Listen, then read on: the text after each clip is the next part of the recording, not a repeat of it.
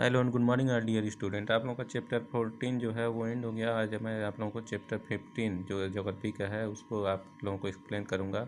तो जब चैप्टर 15 है वो कौन सा है? मिनरल्स एंड एनर्जी रिसोर्सेज, यानी जो मिनरल्स यानी खनिज होते हैं, खनिज पदार्थ होते हैं, और जो एनर्जी रिसोर्सेज होते हैं उसके बारे में। तो सबसे पहले देखते हैं मिनरल रिसोर्सेज यानी खनिज संसाधन। Minerals are one of the most valuable natural resources. Minerals क्या है? बहुत ही ज़्यादा वैल्यूएबल हमारे लिए है, जो हमको नेचर से मिला हुआ है। ठीक है। Man started to tread on the path of progress since he was able to recognise the uses of mineral.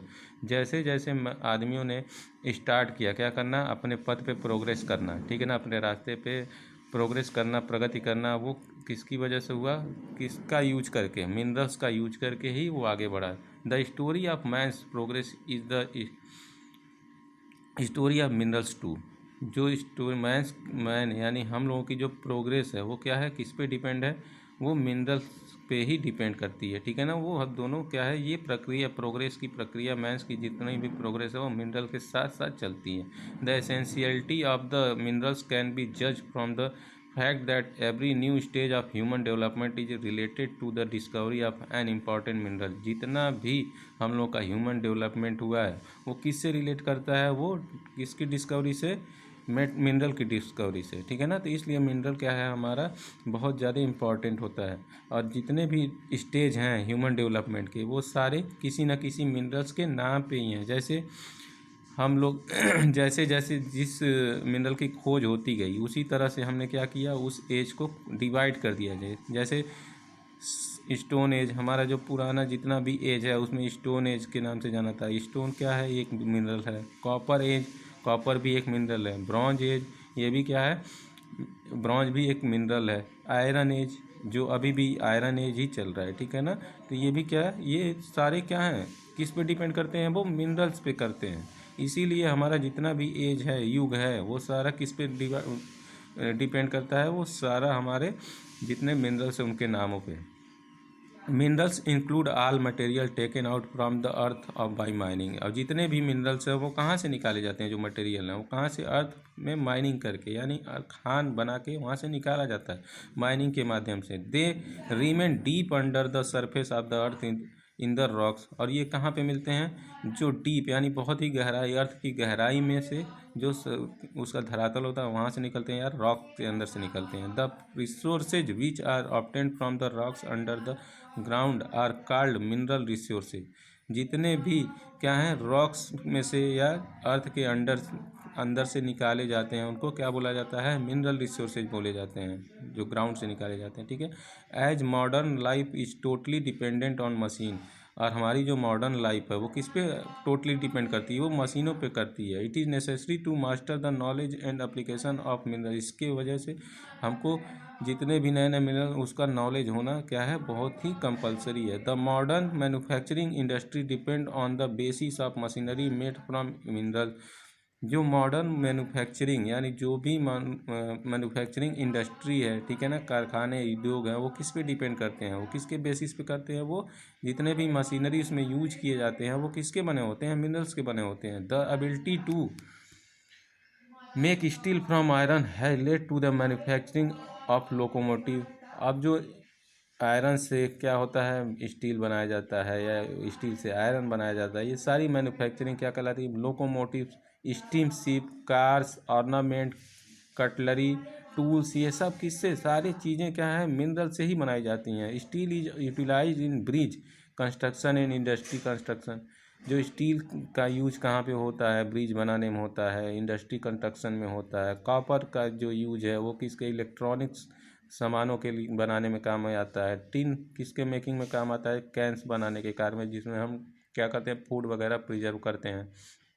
Aluminium किसके लिए काम आता है? लाइट वेट आर्टिकल बनाने के काम आता है, जैसे एयरक्राफ्ट बनाने के काम में आता है। Things use in daily life the iron nails. जितने भी हम डेली यूज करते हैं जो भी सामान, ठीक है ना, जैसे आयरन नेल्स, यूटेंसिल्स हो गया, रेफ्रिजरेटर हो गया, फैन हो गया, व्हीकल्स हो गया, ये सारा किससे बना हुआ है? मेटल्स, मेड फ्रॉम मेटल्स, यानी मेटल से बने हुए। मेटल क्या है? एक मिनरल होता है।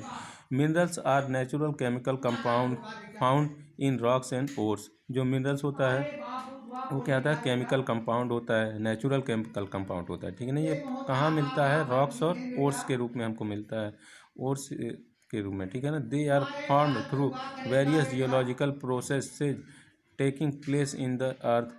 और ये जो बहुत एक लंबे प्रोसेस से ये चीज़ें क्या हुई हैं, तैयार हुई हैं, जिनको हम अब यूज कर रहे हैं, ठीक है ना। They are uniform in composition and structure. अब इनके बारे में जान लेते हैं। कैरेक्टरिस्टिक ऑफ मिनरल्स, यानी जो मिनरल्स की जो विशेषता है वो क्या है। Classification of minerals is the done as per the chemical composition. Some minerals occur in the solid state as simple substances और नेचुरल कंपाउंड। जो क्लासिफिकेशन है मिनरल्स का, ठीक है ना, वो किस पे डिपेंड करता है, केमिकल कंपोजिशन पे। जिसका जितना केमिकल कंपोजिशन होता है उस हिसाब से क्या किया जाता है, उसको क्लासिफाइड किया जाता है। Some minerals occur in a solid state as simple substance और नेचुरल कंपाउंड। जो कुछ जो मिनरल्स होते हैं वो क्या होते हैं, बहुत ही सॉलिड होते हैं, और कुछ सिंपल सब्सटेंसेज होते हैं, ठीक है ना। They have a crystalline structure. इनका जो बनावट होता है वो क्या होता है, क्रिस्टली संरचना होती है इनकी। Some minerals have the same composition and properties and may contain one of the more element. They are homogeneous and और नेचुरल इन ऑर्गेनिक सब्सटेंसेज। ये जो मिनरल्स हैं वो क्या है, कुछ जो है प्राकृतिक क्या है natural in organic. Natural inorganic यानी कि कार्बनिक होता है, अकार्बनिक होता है, ऑर्गेनिक और इनऑर्गेनिक, ठीक है ना। ये सब उसके सब क्या हैं, सब्सटेंसेज हैं। Minerals occur in various types of rocks. Minerals कहाँ से अक्योर किए जाते हैं, बहुत अलग अलग तरह के रॉक्स से किए जाते हैं। Some are available in igneous rocks.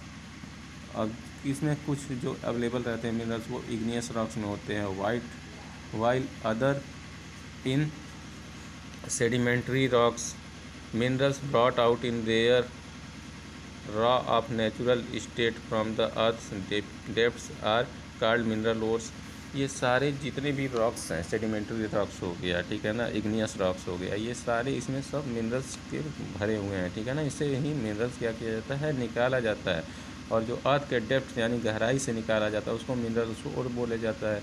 Ores have some impurities. Ores जो निकाला जाता है, ठीक है ना, जैसे मान लो आयरन और निकाला जाता है तो वो क्या होता है, उसमें कुछ इम्प्योरिटीज होती हैं, यानी कुछ कमियां होती हैं।